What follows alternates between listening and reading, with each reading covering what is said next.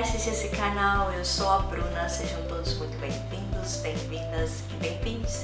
E se você ainda não conhece o canal do Bicho da Justiça, aqui a gente fala sobre direitos e cidadania LGBTI+.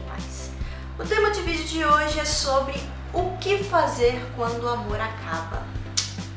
Às vezes ele acaba, né? E aí, você sabe quais são os passos que você tem que tomar quando isso acontece? Não? Então assiste o vídeo até o final, que eu vou trazer uma série de informações super relevantes, principalmente se há diferença entre os términos de relacionamento, sob o ponto de vista jurídico, tá? Entre os casais LGBTI+, e os casais que não são LGBTI+. Mas antes de prosseguir no vídeo, aquele pedido clássico que eu faço todo vídeo, que é pra gente aumentar o engajamento e o crescimento deste canal aqui no YouTube. Se você ainda não nos segue, siga, ativa o sininho que tá aqui embaixo em algum lugar, para que você receba os novos vídeos que a gente produz por aqui. E enquanto você vai ouvindo o vídeo, já vai comentando o que você tá achando, mandando suas dúvidas sobre esse assunto, que isso é muito importante pra gente, tá bom? Sem mais delongas, vamos ao que interessa, né? O que fazer quando o amor acaba? Não gosto de você, não sinto verdade de você, acho você sim incoerente, você está onde te convém. Para começo de conversa, não tem muita diferença entre o término de relacionamento de casais LGBTI+, e o término de relacionamento de casais não LGBTI+. Normalmente eles vão começar ouvindo aquela música de dor de cotovelo e que vai demorar um tempinho para que você consiga se recuperar. Me doeu, oh, se doeu. Brincadeira. Agora vamos para o que interessa do ponto de vista jurídico, né? Qual que é o passo a passo para que você ponha fim a um relacionamento sob o ponto de vista jurídico? Quais são as consequências de se colocar o fim a um relacionamento LGBTI+. Para começo de conversa, vai depender do tipo de relacionamento que você tem. Se é uma união estável ou se é um casamento, propriamente dito.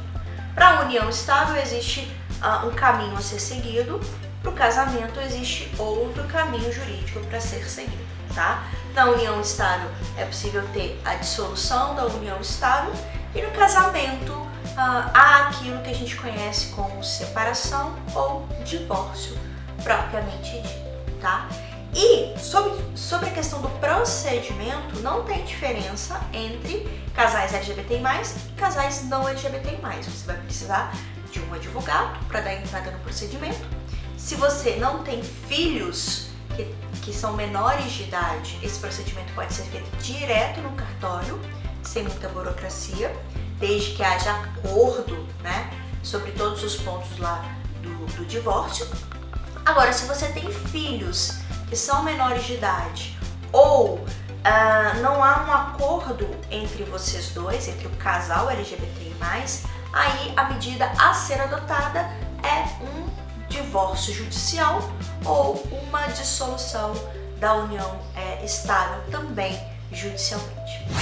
Sob o ponto de vista das consequências, o que fica estabelecido no divórcio? Fica estabelecido alguns pontos principais e outros pontos que podem variar, tá bom? Os pontos principais são: se houve mudança de nome, como que vai acontecer esse regresso, né? Se quem mudou o nome vai permanecer com o nome de casado, ou se vai haver o retorno para o nome de solteiro. Tudo isso é decidido no divórcio. Se foi constituído patrimônio, né? Como que essa divisão do patrimônio vai acontecer? E essa divisão do patrimônio vai levar em consideração o regime de bens que você adotou na hora que você casou ou na hora que você fez a união estável, tá? Não vou entrar nessa questão aqui, eu vou fazer um outro vídeo sobre os regimes de bens depois.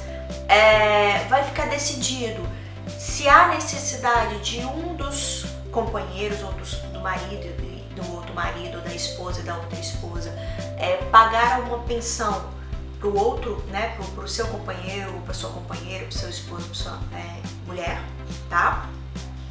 E quanto tempo que essa pensão vai ser paga.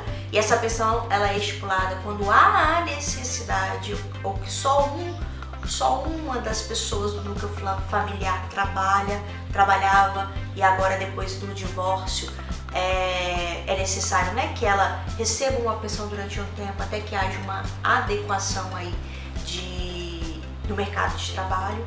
Se tem filhos, com quem vai ficar a guarda? Se é uma guarda unilateral, só um dos pais ou mães vai ter, ou se é uma guarda que vai ser estipulada para os dois, com que a criança vai acontecer o direito de visita dessa criança, quem paga a pensão, qual o valor da pensão, como que é feito o pagamento dessa pensão, se é em dinheiro, se o companheiro ou o marido ou a esposa vai pagar, ex-companheiro, ex-marido, ex-esposa, vai pagar por meio de dinheiro, vai pagar escola, vai pagar natação, etc. Todas essas questões são levadas em consideração na hora de fazer o divórcio ou a dissolução da união estável, tá certo?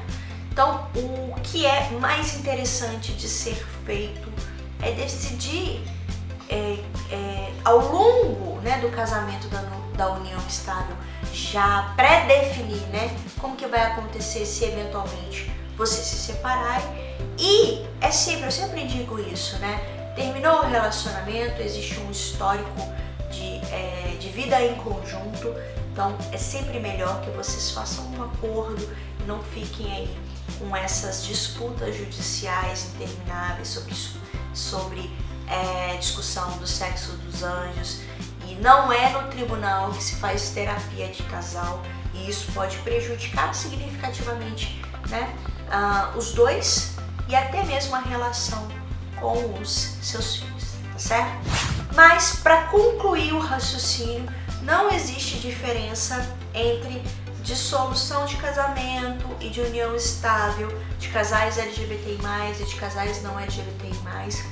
Todos eles precisam passar por um desses pontos, né? Ou pela dissolução da união estável, ou pelo divórcio, pela separação, no caso do casamento, tá? E os pontos principais que vão ser debatidos ali é exatamente esse: nome, com quem fica o patrimônio, o que cada um fica, né, de patrimônio, como que vai ser a questão da relação com os filhos, como que vai ser a fixação da pensão alimentícia, né, etc. Tá certo? Tanto a pensão em relação ao ex-companheiro, ex-marido ou esposa, quanto a pensão em relação aos filhos, ok? Se você gostou desse vídeo, curta, compartilha.